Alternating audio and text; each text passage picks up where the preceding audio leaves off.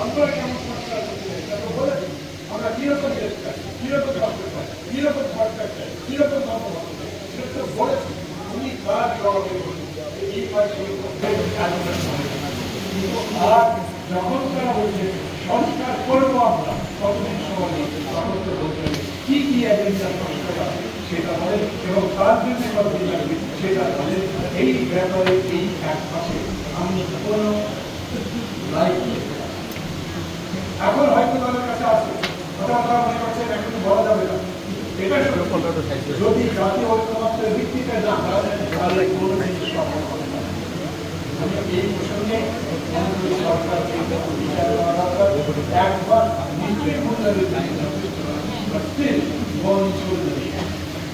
যা দেখছি তাতে প্রশ্নটা তৈরি হয়েছে সেটা বলছি, এটা জবাব নিয়ে আমরা পাবো তার তো কোনো সিস্টেম ওরা যে জবাব দেবেনি এরকম সিস্টেম আমাদের একটা ডিসকোর্স সিস্টেম চালু করতে হবে। আপনি যদি জবাব দিয়ে এনজিওর সঙ্গে কথা বলতে পারেন, আপনি যদি ব্যবসায়ীদের সঙ্গে কথা বলতে পারেন যারা বিগত স্বৈরাচারের সঙ্গে খবর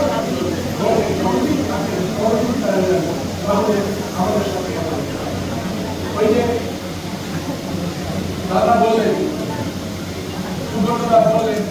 যারা স্বৈরাচারের সরাসরি তাদেরকে সব জায়গায় দেওয়া করছে, বাকি হতে পারে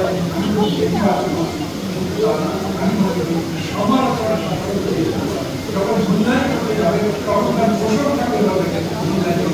মূল্যায়ন করবে কেবলমাত্র সীমিতবদ্ধতা, তার সীমাবদ্ধতা, তার ব্যর্থতা, তার ব্যর্থতার সম্ভাবনা যাতে তিনি সফল হন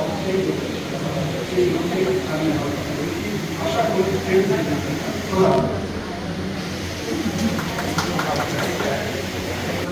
এখন সংক্ষেপে বক্তব্য রাখছেন বিশিষ্ট রাষ্ট্রবিজ্ঞানী এবং আমাদের রাজনীতির দিক নির্দেশক